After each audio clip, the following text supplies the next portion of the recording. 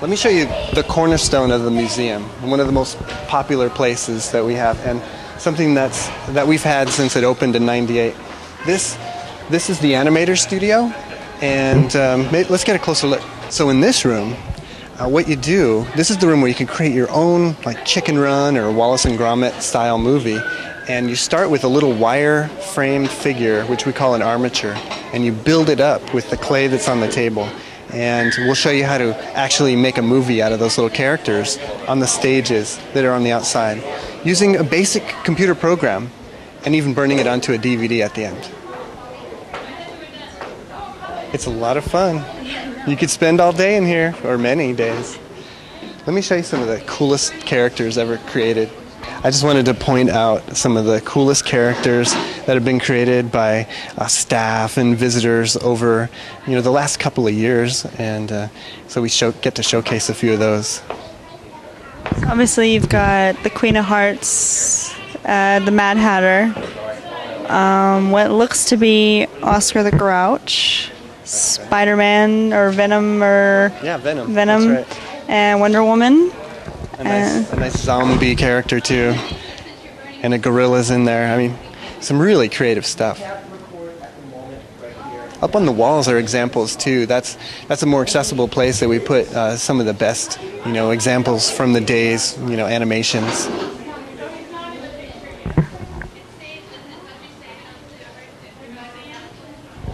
Nice fairy character there. Hey, Jack. That's a very nice character.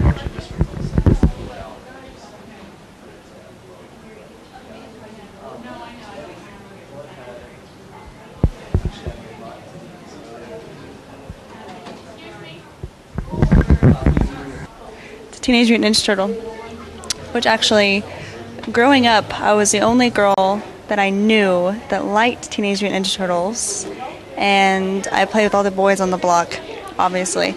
But they always made me play April, and for some reason I always had to be pregnant, and they were always like protecting my unborn child, and I'm not quite sure why. And I fought my stepmother for Teenage Mutant Ninja Turtle bed sheets. My dad actually took me to see the movie, and I was hooked ever since, and I thought that was pretty cool. Check out this little clay guy. He's very tiny, but he's pretty badass. So this is our Lego wall, which surprisingly simple and endlessly fascinating for the little kids. You should see the creative things that just come out of the wall in 3D. It's a lot of fun. Also in this part of the museum, we have the color forms, which you remember. I mean, I remember these from when I was little. Simple shapes on a black background make for a lot of fun. So let's continue on up the spiral gallery. This is an interesting feature of the museum. What we have are monitors we call the floating gallery, and it shows what's happening in the different studio spaces in the museum. Right there we have the Animator Studio, and on the left-hand side is just one of many of the backgrounds you can pick when you're in the music production lab. And we'll wind up there so I can show you all about it. And what about all the art that's actually placed in these little squares? Oh, right. Yeah, and these cubbies, these are actually things from the Zeum store. So they're items that tie into current and past exhibits that we have for sale in the store. So let me show you, this is the coolest thing. It was a collaborative project that we had in the gallery, and the visitors came and they painted different pieces of it over the course of a week or two, and then we put a new one in its place. So a collaborative community artwork. And now we have it on permanent display.